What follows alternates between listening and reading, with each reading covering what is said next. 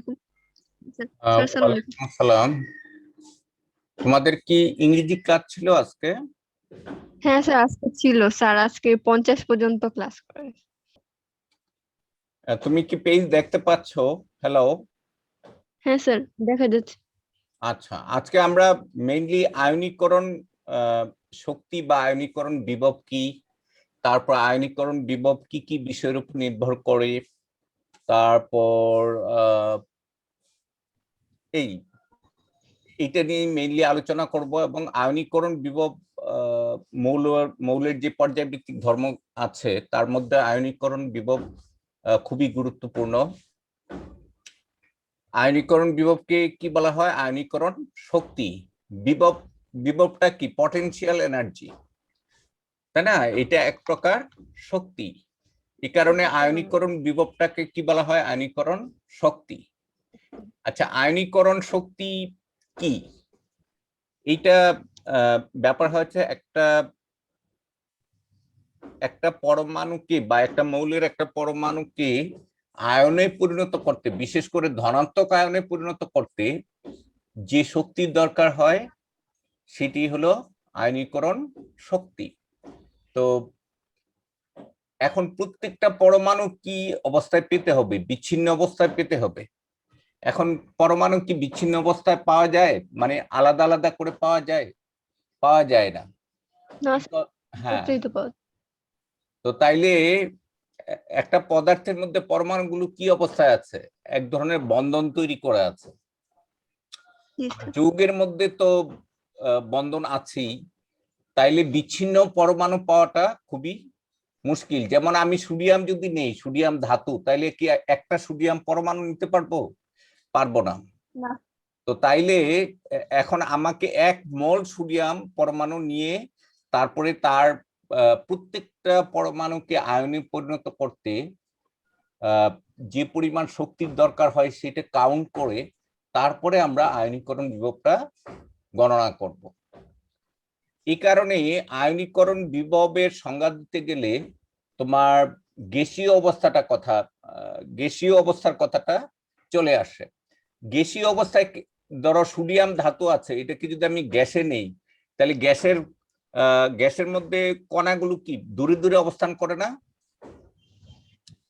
একটা একটা পদার্থকে জি যদি স্যার। আমি গ্যাসে রূপান্তর করি তাহলে কি হয়? তার যে পরমাণুগুলো আছে সেগুলো বিচ্ছিন্ন হয়ে কি হয়? দূরে দূরে অবস্থান করে, কারণ গ্যাসের আয়তন অনেক বেশি এবং গ্যাসের মধ্যে কি করে? তার কণাগুলো প্রায় মুক্ত অবস্থায় থাকে। বুঝতে পেরেছো? এই কারণে আমরা কি করি? কোনো একটা মৌলকে তাপ দিয়ে এটাকে গ্যাসীয় অবস্থায় আনলে কি হয়? তার পরমাণুগুলো কি হয়ে যায়? পরস্পর থেকে বিচ্ছিন্ন হয়ে যায়। অর্থাৎ পরমাণুগুলো একটা একটা করে অবস্থান করে। ওই অবস্থায় আমি যদি প্রত্যেকটা পরমাণুর বহিঃশক্তি স্তর থেকে তোমার এক বা একাধিক ইলেকট্রন যদি আমরা সরিয়ে নেই, নিয়ে আমরা যদি ধনাত্মক আয়নে পরিণত করি, তখন যে শক্তিটার দরকার হবে সেটি হবে আয়নীকরণ শক্তি। আচ্ছা, আয়নীকরণ শক্তি, একটা ইলেকট্রন অপসারণ করতে যে পরিমাণ শক্তির প্রয়োজন হয় সেটাকে আমরা বলি প্রথম আয়নীকরণ শক্তি। তারপরে যদি দ্বিতীয় ইলেকট্রন অপসারণ করি তাইলে যে পরিমাণ শক্তির প্রয়োজন হবে সেটা হবে দ্বিতীয় আয়নীকরণ শক্তি। এভাবে তৃতীয় আয়নীকরণ শক্তি, চতুর্থ আয়নীকরণ শক্তি হতে পারে, তাই না? আচ্ছা, আমি একটু পেজটা শেয়ার করি স্লাইড শো এর মাধ্যমে। হ্যাঁ, এখন একটু বড় দেখতে পাচ্ছ। তাইলে আয়নীকরণ বিভবের বা জি স্যার। আয়নীকরণ শক্তির যে সংজ্ঞাটা সেটা কি? সংজ্ঞাটা এখানে দেখো, এখানে আমি অলরেডি দিয়ে রেখেছি যে গ্যাসীয় অবস্থায় কোন মৌলের 1 মোল পরিমাণ। আচ্ছা, 1 মোল বলতে আমরা কি বুঝি? 1 মোল হলো একটা পদার্থের যে আণবিক বা পারমাণবিক ভর আছে, পারমাণবিক ভরকে যদি আমি গ্রামে প্রকাশ করি তাইলে কি হবে? 1 মোল হবে। যেমন সোডিয়ামের পারমাণবিক ভর কত? 23। সোডিয়ামের জি স্যার। পারমাণবিক ভর হলো 23। তাইলে 23 গ্রাম সোডিয়াম পরমাণু নিলে আমরা 23 গ্রাম মেপে নিতে পারি না? জি স্যার।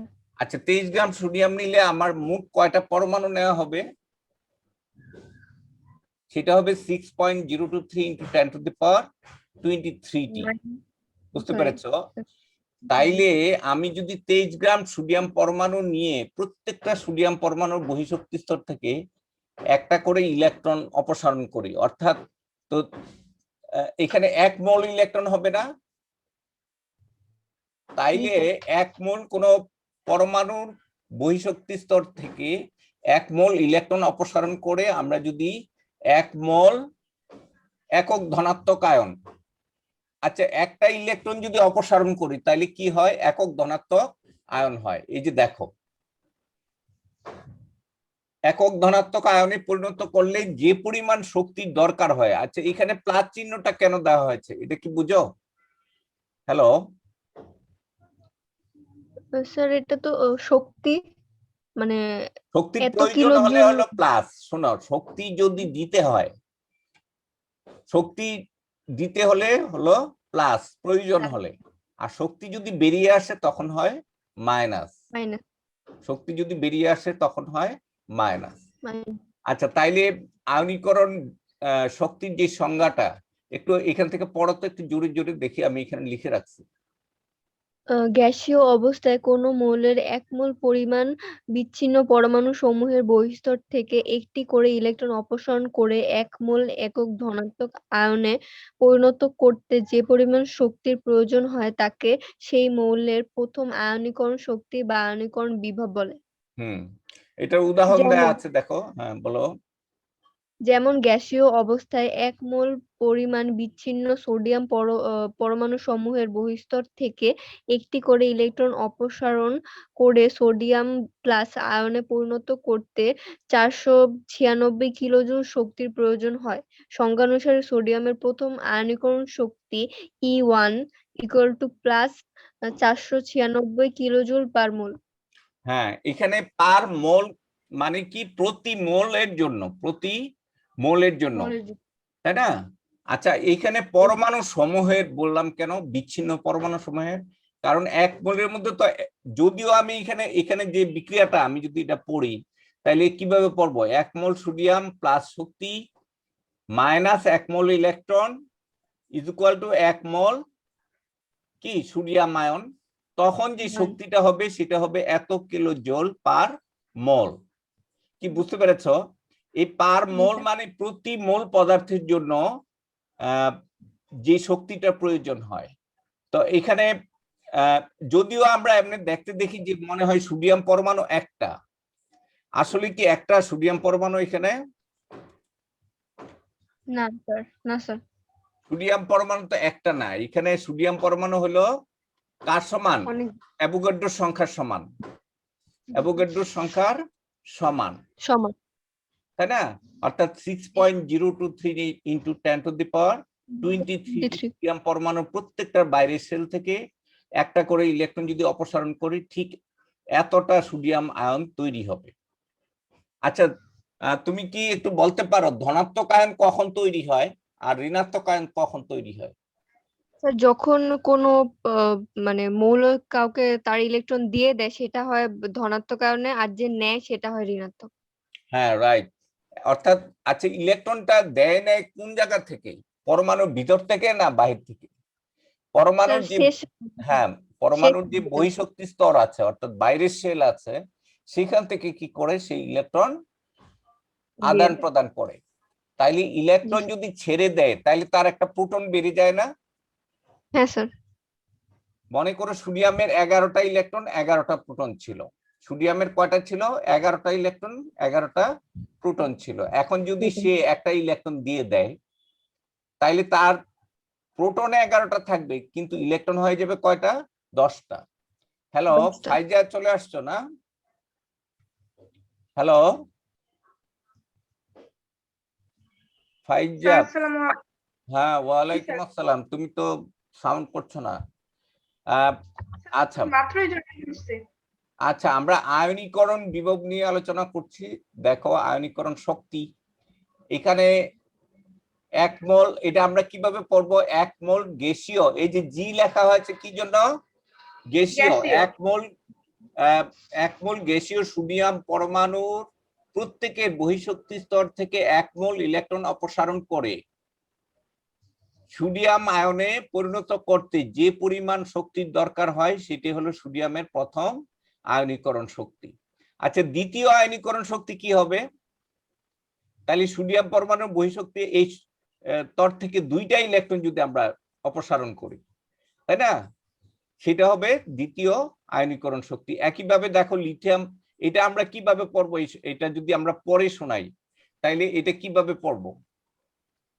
মাহবুবা একটু বলো, এটাকে আমরা কিভাবে পড়বো? এটাকে, এই সমীকরণটাকে আমরা স্যার এটা কিভাবে হচ্ছে পড়বো? লিথিয়াম। হ্যাঁ বলো। স্যার এটা হচ্ছে এক মোলের সাথে শক্তি যোগ করে না, আহ, এখানে আমরা আবার পড়বো 1 মানে একটা মোল ইলেকট্রন পরিমাণ, শোনো আমার কথাটা একটু শোনো।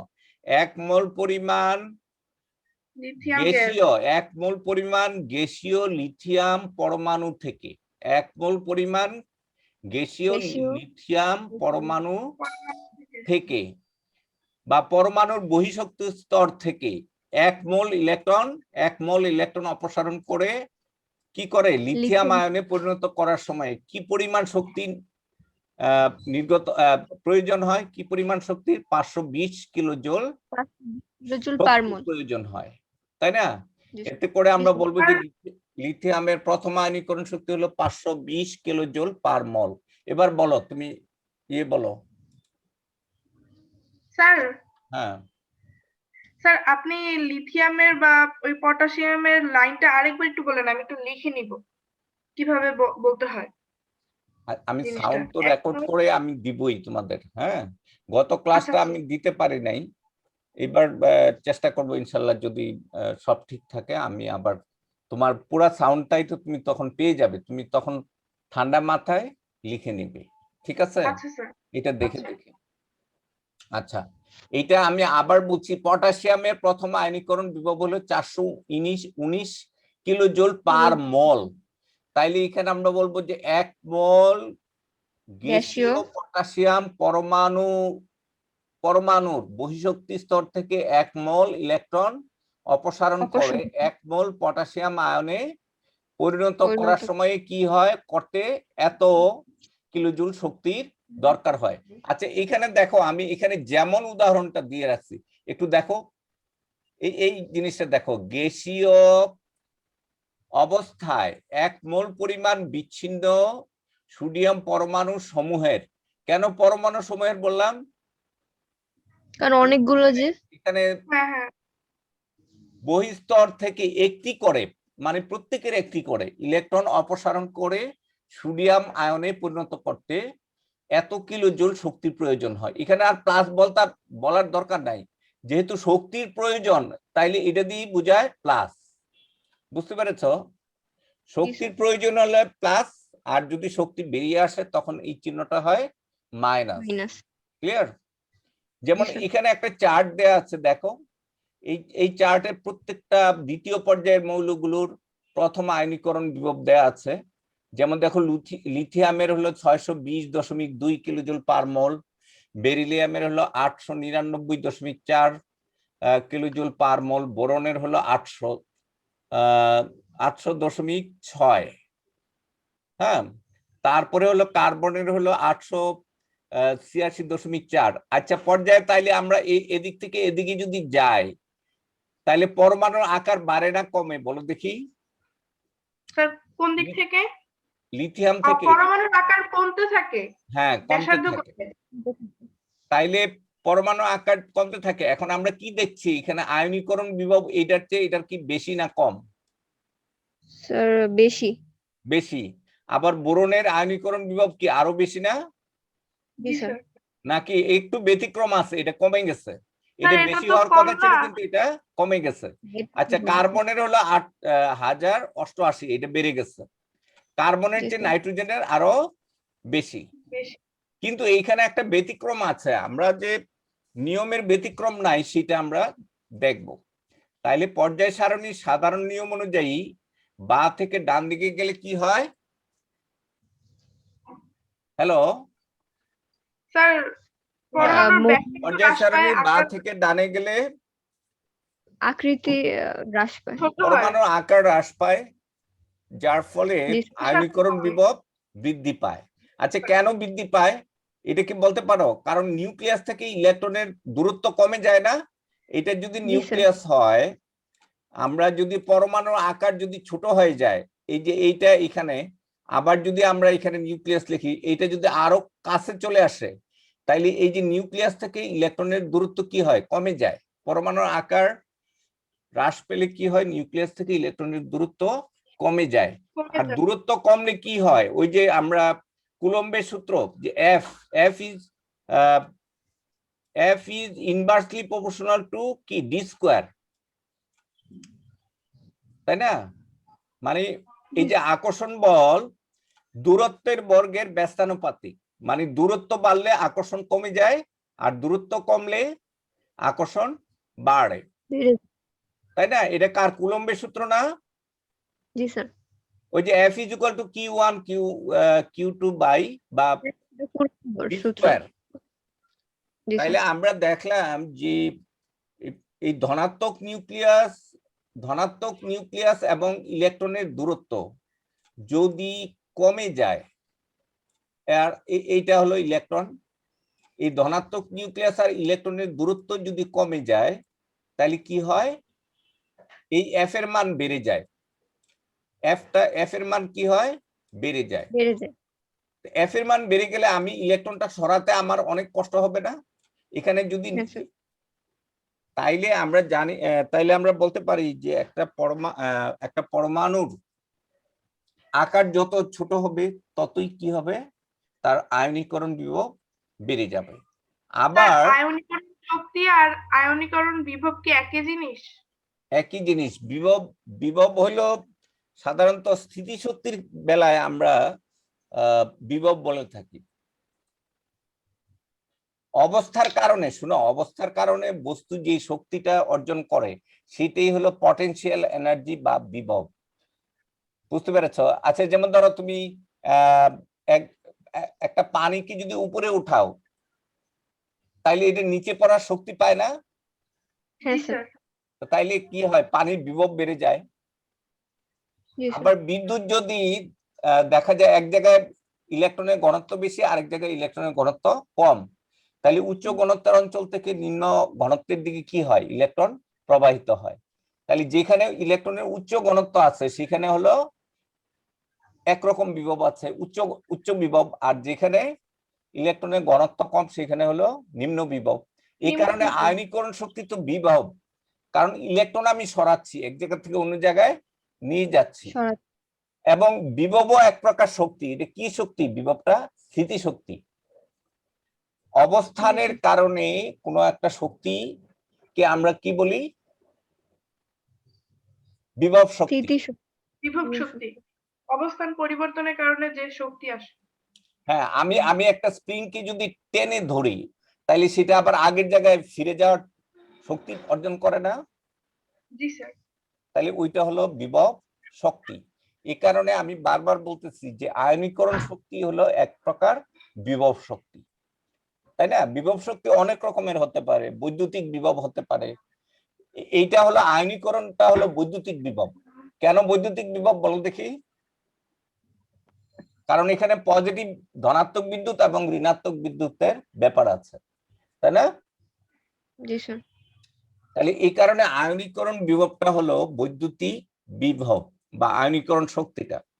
তো তাইলে আমরা কি দেখলাম? যে একটা পর্যায়ের বাঁ থেকে ডানে গেলে কি হয়? আয়নীকরণ শক্তি বেড়ে যায়। আবার গ্রুপের উপর থেকে যদি নিচে যায় একটা গ্রুপের, তাইলে আয়নীকরণ শক্তি বাড়ে না কমে? কমে যাবে। কমে যাবে। কারণ হলো উপর থেকে নিচে গেলে কি হয়? পরমাণুর আকার বৃদ্ধি পায়, বড় হয়ে যায়। কেন বড় হয় আকার?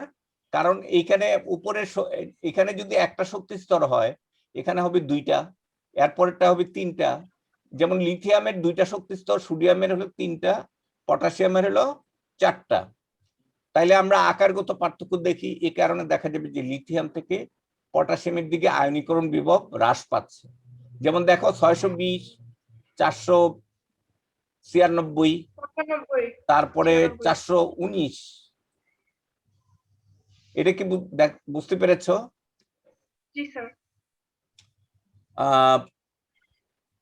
এই পয়েন্টটা একটু পড়ো তো, এখানে এই পয়েন্টটা। কোন মৌলের আয়নীকরণ শক্তি এর পরমাণুর আকার ও পরমাণুর বহিঃস্তরের ইলেকট্রন বিন্যাসের উপর নির্ভর করে। সাধারণত পরমাণুর আকার কমলে আয়নীকরণ শক্তি বৃদ্ধি পায়। কি বুঝতে পেরেছো এটা? জি স্যার।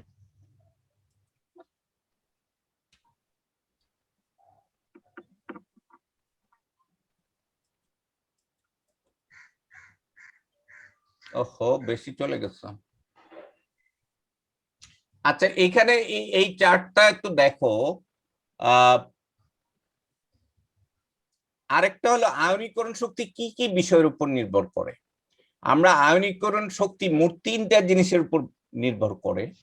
একটা হলো পরমাণু আকার। আয়নীকরণ শক্তি কি কি বিষয়ের উপর নির্ভর করে?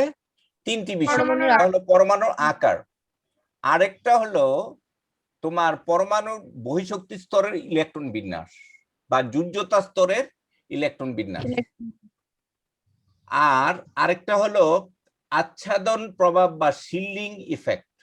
আচ্ছাদন প্রভাব বা শিল্ডিং এফেক্ট।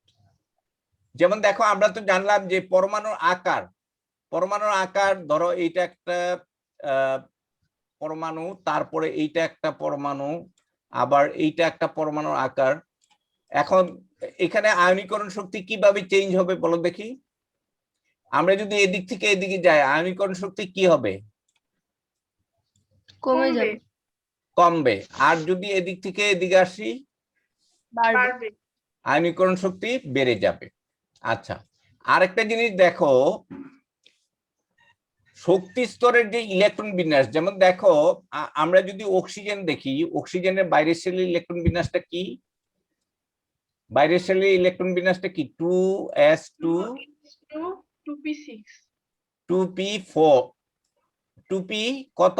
বাইরের সেলে মোট 6টা ইলেকট্রন আছে, 4 2p4, তাই না? এখন এখানে পি অরবিটালের যে ইলেকট্রন বিন্যাস, এটা কেমন অবস্থায় আছে? এই যে 3টা পি অরবিটালে 4টা ইলেকট্রন আছে, 3টা পি অরবিটালে কি আছে? 4টা। তাহলে প্রথমে আমরা একটা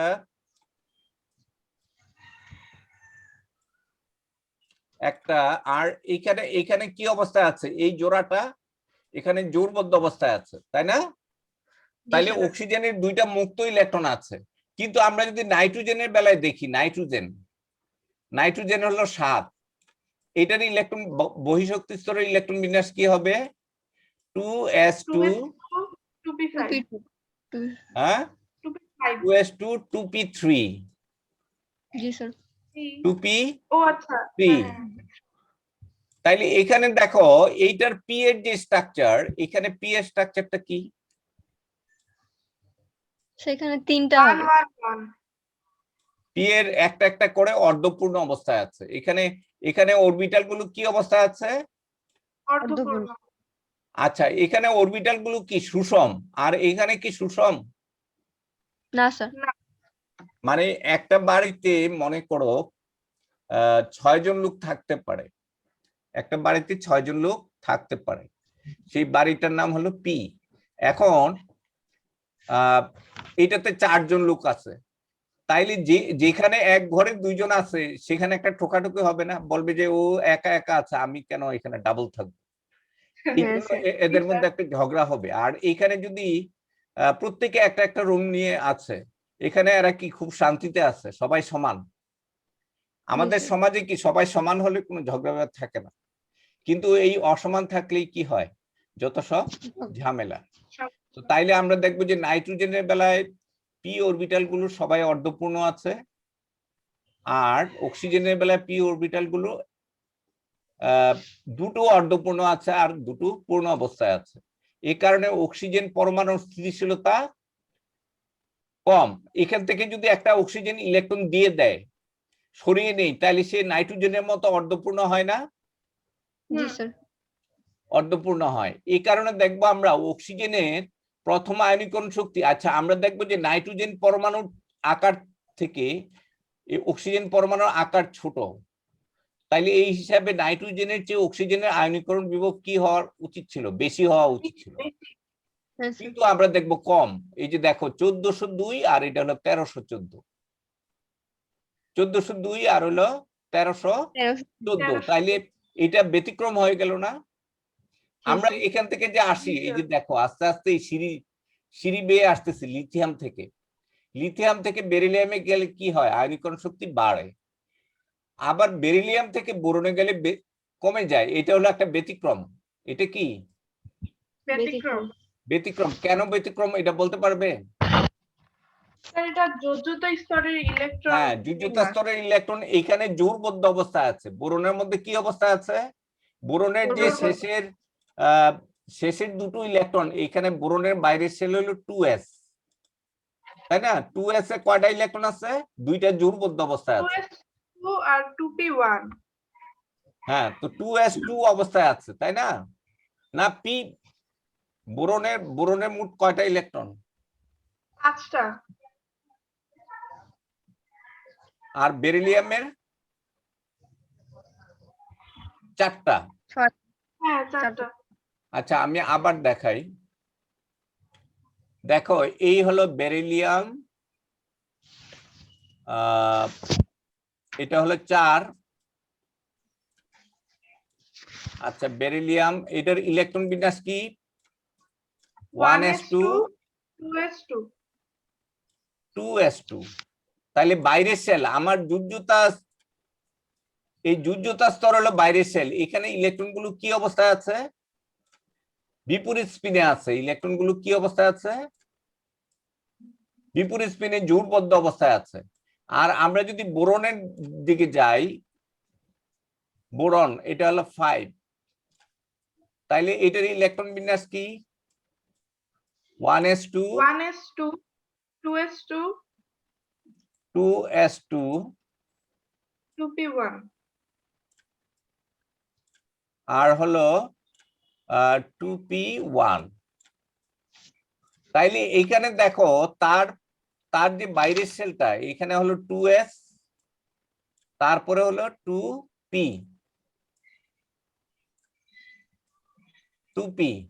এখন দেখো 2s এর দুইটা ইলেকট্রন আছে এখানে জোড়বদ্ধ অবস্থায়, অতএব এটা তো জোড়া ভাঙবে না, এটা হলো 2s না, কিন্তু আর এইখানে বাইরের সেলে একটা ইলেকট্রন আছে। তাইলে এখন বাকিগুলো ফাঁকা আছে না? জি স্যার। জি স্যার। তাইলে এখন এই ইলেকট্রনটা সে সহজে দিয়ে দিবে না? হ্যাঁ স্যার। হ্যাঁ মানে বোরন যদি তার পঞ্চম ইলেকট্রনটা দিয়ে দেয়, তাইলে সে মোটামুটি তার মধ্যে কোনো বিজোড় ইলেকট্রন আর থাকে না। থাকে বিজোড় ইলেকট্রন? থাকে না, সবগুলো জোড়বদ্ধ হয়ে যায় এবং একই রকম হয়ে যায়। অর্থাৎ দেখো 1s2 আর 2s2 হয়ে যায়, তাই না? আবার এইটারও সবগুলো অরবিটাল কি অবস্থায় আছে? পূর্ণ অবস্থায় আছে। তাইলে এই পূর্ণ অবস্থায় যা থাকার জন্য এরা এক প্রকার সুস্থিত অবস্থায় আছে, এরাও পূর্ণ অবস্থায় থাকার জন্য এক প্রকার সুস্থিত অবস্থায় আছে। এখন এই ঝামেলা বাজাইছে পিটা, এই কারণে পি ইলেকট্রনটাকে খুব সহজে বের করে আনা যায়। বুঝতে পেরেছ?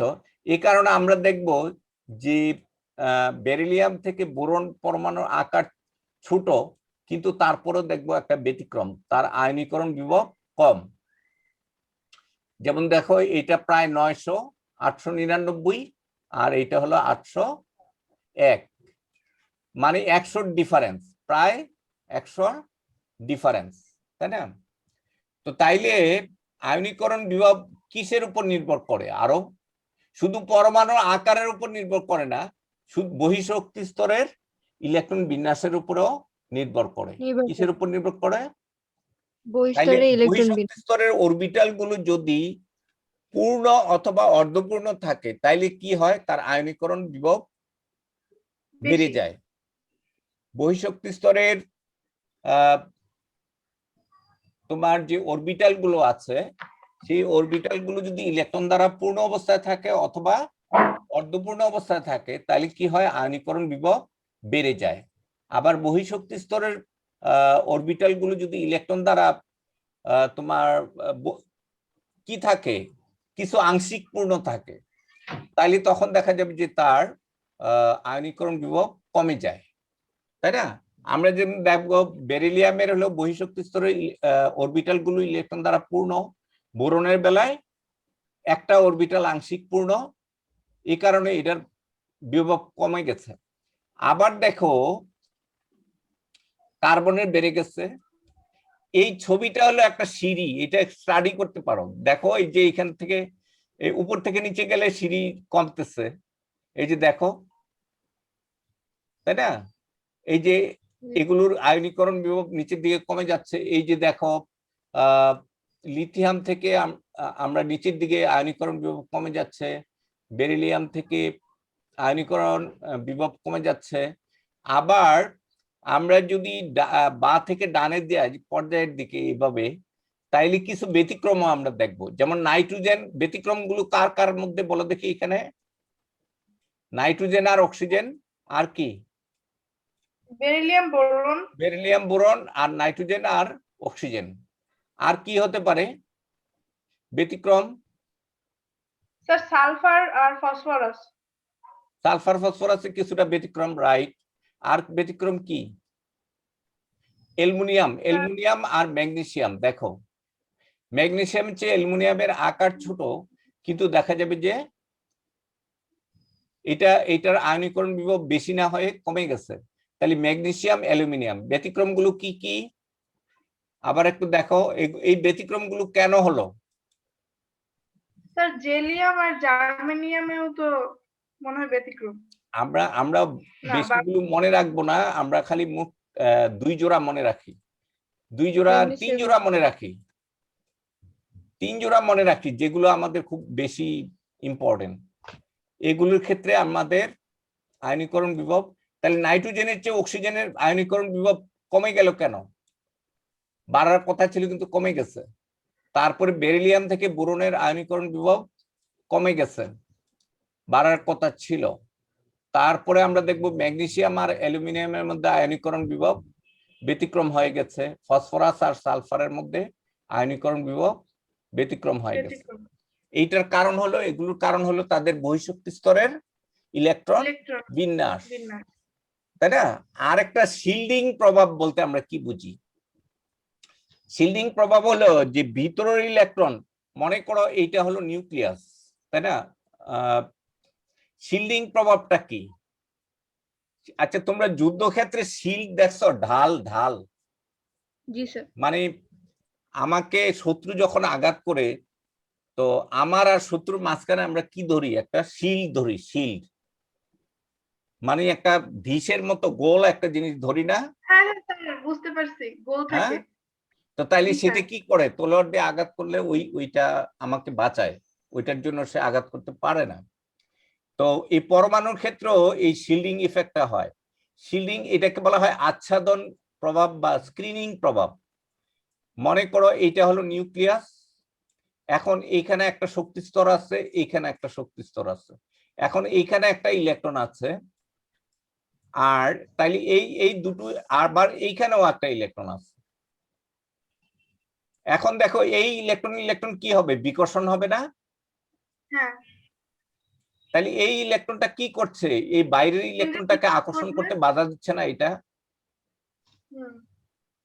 বুঝতে পেরেছ? মাঝের মানে একাধিক শক্তি স্তর থাকলে বহিঃশক্তি স্তর আর নিউক্লিয়াসের মাঝখানে যে শক্তি স্তরগুলো থাকে সেগুলো কি হিসেবে কাজ করে? শিল্ড হিসেবে বা পর্দা হিসেবে কাজ করে। সেগুলো মনে করে এটা নিউক্লিয়াস, এইখানে একটা শক্তি স্তর, এইখানে একটা শক্তি স্তর, এইখানে একটা শক্তি স্তর। তাইলে এখানে শিল্ডিং প্রভাব কি? ডাবল। আর এখানে হলো একটা। মনে করো এখন এই সোডিয়ামের বাইরের ইলেকট্রনটা হলো এইটা, তাহলে সোডিয়ামের বাইরের ইলেকট্রন আর এটার মধ্যে যে আকর্ষণটা, এটা কিছুটা কমে যাবে।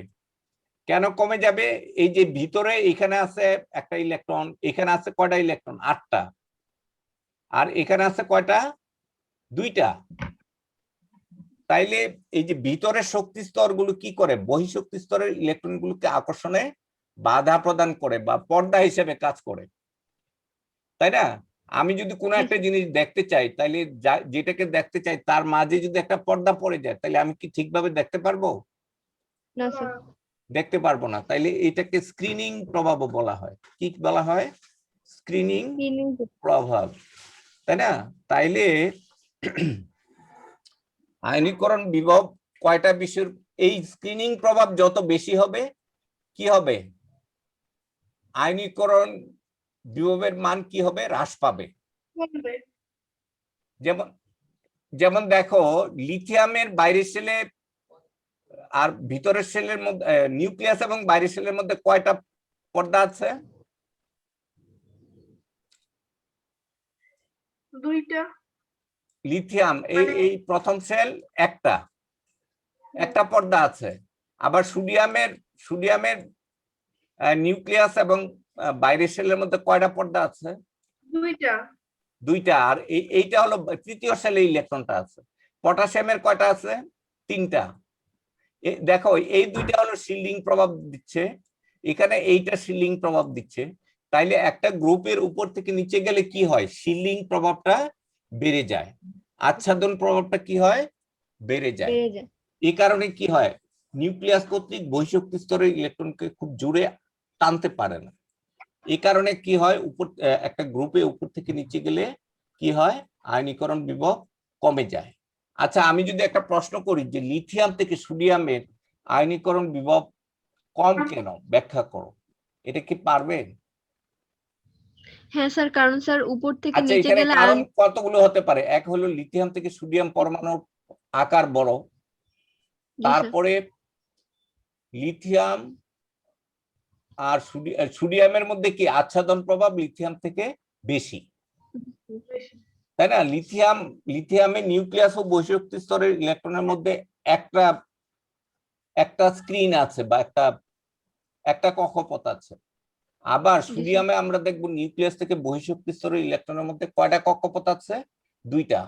তাহলে এখানে আচ্ছাদন প্রভাবটা বেশি বা স্ক্রিনিং প্রভাবটা বেশি। বুঝতে পেরেছো?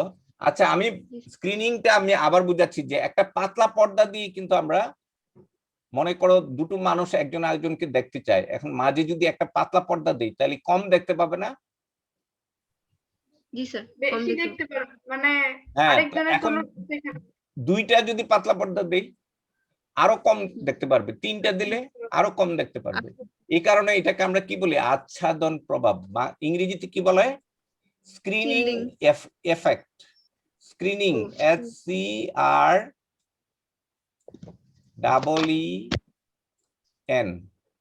স্ক্রিনিং, এই স্ক্রিন মানে হলো আচ্ছাদন বা, আর শিল্ড, SHILD,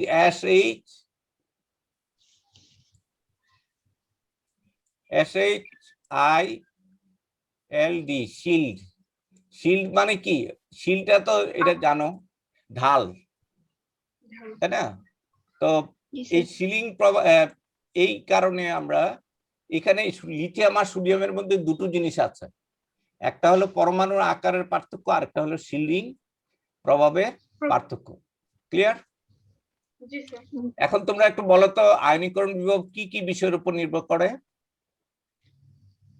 স্যার এটা 3টা বিষয়ের উপর নির্ভর করে। হ্যাঁ, কি কি? এটা হচ্ছে ইলেকট্রনের আকৃতি, আরেকটা হচ্ছে ইলেকট্রনের আকৃতি না, পরমাণুর আকার। এক মিনিট, আকৃতি বললে একেবারে পুরোপুরি ভুল। সব পরমাণুর আকৃতি হলো গোল, বুঝতে পেরেছ? আর আকার হলো কোনটা বড় কোনটা ছোট, সাইজ এন্ড শেপ। আচ্ছা, সব মানুষের শেপ একরকম, কিন্তু সাইজ কি একরকম? না স্যার। একটা ছোট্ট শিশু তার সাইজ একরকম, বড় লোক তার সাইজ আর একরকম। কিন্তু ছোট্ট শিশুর আকৃতি আর বড় লোকের আকৃতি কিন্তু একই, তাই না? নাক আছে, চোখ আছে, কান আছে, তাই না? আকৃতি মানে ইংরেজিতে বলি আমরা শেপ, আর সাইজ আকার। সাইজটার আরো বাংলা আছে, সেটাকে আয়তনও বলি অথবা আকারও বলি। বুঝতে পেরেছ? তো এটা কি এখন ক্লিয়ার? এই ছবিটা দেখে কি বুঝতে পারছো যে এটা খুব গুরুত্বপূর্ণ? হ্যাঁ স্যার। এখানে থেকে অনেক কিছু, এখানে সিঁড়ি দিয়ে দেখানো হয়েছে, সিঁড়ি আপ ডাউন করছে। আচ্ছা, আমি আরেকটা ছবি দেখাই এখানে। স্যার আপনার কাছে একটা প্রশ্ন ছিল। হ্যাঁ বলো। স্যার আমাদের তো 118টি মৌল না, কিন্তু স্যার এগুলো তো সবগুলারই ইলেকট্রন বিন্যাস, এরপরে মানে পারমাণবিক সংখ্যা, স্যার এগুলো তো মুখস্থ রাখা সম্ভব না। তো স্যার কয়টা মুখস্থ করে মানে রাখবো, কয়টা মৌল? কয়টা না, প্রতিটি যেসব মৌলগুলো কমন, মানে আমাদের কাছে আহ, খুবই কমন, যেমন প্রথম 20টা মৌল, তারপরে গ্রুপের মৌলগুলো যেমন ক্ষার ধাতু, তারপরে মৃৎ ক্ষার ধাতু, তারপরে হ্যালোজেন, তারপরে হলো নিষ্ক্রিয় গ্যাস, এরকম মনে রাখতে হবে। তারপরে অক্সিজেন গ্রুপ, নিকটোজেন, চ্যালকোজেন, যেগুলো এগুলো আহ, তবে যেমন ধর গ্রুপের মৌলগুলোর শেষের গুলো মনে না রাখলেও হবে। যেমন গ্রুপ 1-এর যে মৌলগুলো আছে যেমন ক্ষার ধাতু, তার মধ্যে তুমি পটাশিয়াম পর্যন্ত মনে রাখলেই হবে, এর বেশি আর মনে রাখার প্রয়োজন নাই। তারপরে হ্যালোজেন গুলোর মধ্যে আমরা ক্লোরিন, ব্রোমিন, আয়োডিন পর্যন্ত মনে রাখলে হবে, এর বেশি আর মনে রাখার প্রয়োজন নাই। পারবে? স্যার না তারপরে স্যার, যেমন স্যার দেখো অক্সিজেন, সালফার পর্যন্ত মনে রাখলে হবে। তারপরে কার্বন, সিলিকন পর্যন্ত মনে রাখলে হবে। হ্যাঁ, আবার আমরা যে অবস্থান্তর ধাতুগুলোর যে চতুর্থ পর্যায়ের যে অবস্থান্তর ধাতুগুলো আছে, অথবা 3D সিরিজের যে অবস্থান্তর ধাতুগুলো আছে, সেগুলো মনে রাখলে হবে। অর্থাৎ স্ক্যান্ডিয়াম থেকে জিঙ্ক পর্যন্ত। কি স্ক্যান্ডিয়াম থেকে জিঙ্ক, বাকিগুলো জি। গোল্লায় যায়। বুঝতে পেরেছো? স্যার আর কিন্তু আপনি তো এগুলো সবই পারেন। হ্যাঁ, আবার গ্রুপ বলতে আমরা কি বুঝি, গ্রুপগুলো কোনগুলো? গ্রুপের 2-3টা মৌল মনে রাখলে যথেষ্ট গ্রুপের। হ্যাঁ, যেমন ফ্লোরিন, ক্লোরিন, ব্রোমিন, আয়োডিন পর্যন্ত মনে রাখো। পারবে না? জি স্যার। হ্যাঁ স্যার পারবো, কিন্তু স্যার আমাদের তো এফ ব্লক মৌল আছে, কিন্তু স্যার এফ ব্লকের মৌলগুলো স্যার অনেক কঠিন কঠিন, যেরকম 58 থেকে 101, 102 শোনো, এফ এরকম। ব্লক মৌল নিয়ে আহ, এখনো এগুলো নিয়ে, যৌগ টৌগ এগুলো নিয়ে আমরা খুব একটা, বিজ্ঞানীরাও এগুলো নিয়ে গবেষণা করে না। যেগুলো এই যে গ্রুপ ট্রুপ, এগুলো উপর দিকের যে মৌলগুলো আছে 108টার মধ্যে বড় জোর ধরো 50টা মৌল নিয়ে কাজ করে। অর্থাৎ যে মৌলগুলো আমাদের প্রকৃতিতে খুব বেশি পর্যাপ্ত পরিমাণে আছে, যেমন সিলিকন। সিলিকন মাটির মধ্যে, এই যে আমরা যে সয়েল দেখি, সয়েল পুরোটাই হলো বালু দিয়ে তৈরি, সিলিকন ডাইঅক্সাইড। মানে পৃথিবীতে সবচেয়ে বেশি যে মৌলটা আছে সেটা কি জানো? মাটি। না, মাটি মৌল হিসাবে যদি অক্সিজেন বলি, পৃথিবীতে অক্সিজেন সবচেয়ে বেশি, তারপরে কার্বন সবচেয়ে বেশি। কার্বন আছে, যত জীবন্ত বস্তু আছে সবকিছুতে কার্বন আছে। আর অক্সিজেন নাই এমন কোনো জায়গা নেই। যেমন তোমার এই যে মাটির বেশিরভাগ হলো সিলিকেট দিয়ে তৈরি। কি দিয়ে তৈরি? সিলিকন, অক্সিজেন এবং অন্য মৌল দিয়ে তৈরি। বুঝতে পেরেছ? যেমন sodium silicate, calcium silicate, magnesium silicate, এরকম সিলিকেট যত পাথর দেখি সব হলো সিলিকেট। বুঝতে পেরেছ? তো এরকম আর যেসব সিলিকন চিকিৎসা ক্ষেত্রে ব্যবহার করা হয় ওগুলো কি মাটি থেকেই নেওয়া হয় না, পরিশোধন সিলিকন করে? শোনো, এই জন্য বলা হয় ধাতু নিষ্কাশন বলা হয় একটা জিনিস, যে আমরা শিল্প কারখানায় ধাতুগুলোর অক্সাইড আছে, ওই অক্সাইড আকরিক থেকে বিজারণ করে আমরা মৌলগুলো আলাদা করি। বুঝতে পেরেছ? তো এরকম বিভিন্ন ইন্ডাস্ট্রি আছে যে বালু থেকে সিলিকন আলাদা করা হয়। বালু একটা অক্সাইড না, জি স্যার। সিলিকন ডাইঅক্সাইড, তাই না? সেখান থেকে আমরা সিলিকনটা আলাদা করি। তারপরে সেই সিলিকন দিয়ে আমরা অনেক অনেক কিছু তৈরি করি, বিশেষ করে ইলেকট্রনিক যন্ত্রপাতি, সিলিকন, জার্মেনিয়াম, এইরকম। তো প্রকৃতির থেকে আমরা ওই জিনিসগুলো, যেগুলো থেকে এই মৌলগুলোকে আলাদা করি, সেগুলোকে কি বলা হয় জানো? আকরিক। ওগুলিকে বলা হয় আকরিক। আর ওই যে আমি বলছিলাম অক্সিজেন গ্রুপটা হলো আকরিক গ্রুপ। কোন গ্রুপ? আকরিক গ্রুপ। অর্থাৎ যত অক্সাইড আছে সবগুলোই, মানে যত আকরিক আছে ম্যাক্সিমাম হলো অক্সাইড আকরিক হিসেবে আছে। যেমন লোহা একটা অক্সাইড হিসেবে আছে, সেটা কি আমরা কি বলি? ম্যাগনেটাইট। সেটাকে আমরা কি বলি? ম্যাগনেটাইট। হ্যাঁ, বা লোহার আরো আকরিক আছে, ফেরিক অক্সাইড, ফেরাস অক্সাইড, এরকম, তাই না? তো তোমরা এই চার্টটা একটু দেখো, আমি এতক্ষণ যে আলোচনা করলাম সেখানে দেখো এদিকে হলো পারমাণবিক সংখ্যা আর এদিকে হলো প্রথম আয়নীকরণ বিভব। যেমন দেখো হাইড্রোজেন থেকে হিলিয়ামের প্রথম আয়নীকরণ বিভব বেশি, তারপরে লিথিয়ামের আবার কমে গেছে, বেরিলিয়ামের বার বেড়ে গেছে। এটা দেখো, এটা হলো প্রথম পর্যায়ে, এটা দ্বিতীয় পর্যায়ে, এটা তৃতীয় পর্যায়ে। এখানে মোটামুটি ক্যালসিয়াম পর্যন্ত আয়নীকরণ বিভবটা কিভাবে আপ ডাউন করে এই গ্রাফটা দেওয়া আছে। এই গ্রাফটা একটু বুঝতে পেরেছো এটা? হ্যালো, জি স্যার। আমি আজকে আর দ্বিতীয়বার শুরু করব না, তোমাদের আগাম ধন্যবাদ জানিয়ে রাখি, শেষ হয়ে গেলেই শেষ। হ্যাঁ, আচ্ছা, এখন দেখো এখানে ব্যতিক্রম গুলো কোথায় কোথায় দেখলাম আমরা। যেমন দেখো বেরিলিয়াম আর বোরনের ব্যতিক্রম, তারপরে আমরা দেখলাম নাইট্রোজেন আর অক্সিজেনের মধ্যে ব্যতিক্রম। আর কি দেখলাম স্যার? এখানে ম্যাগনেসিয়াম নিয়ন আর সোডিয়াম। হ্যাঁ, ম্যাগনেসিয়াম আর অ্যালুমিনিয়ামের মধ্যে ব্যতিক্রম, ফসফরাস আর সালফারের মধ্যে ব্যতিক্রম। এগুলো কেন ব্যতিক্রম হইলো বলো দেখি? এগুলো হলো ইলেকট্রন বিন্যাসের কারণে। এইটা হলো সুষম আর এইটা হলো অসম। এইটা হলো পূর্ণ আর এটা হলো আংশিক পূর্ণ অ্যালুমিনিয়ামের বেলায়। বুঝতে পেরেছো? এই ম্যাগনেসিয়ামের বাইরের শেলে কি দুটো ইলেকট্রন কি অবস্থায় আছে? পূর্ণ অবস্থায় আছে, অরবিটালটা কি অবস্থায় আছে? তো এই পূর্ণতা ভাঙতে গেলে আমার অনেক বেশি শক্তির দরকার হয়। আবার অ্যালুমিনিয়ামের বেলায় তোমার দেখো পি অরবিটালে একটা ইলেকট্রন আছে অপূর্ণ অবস্থায়।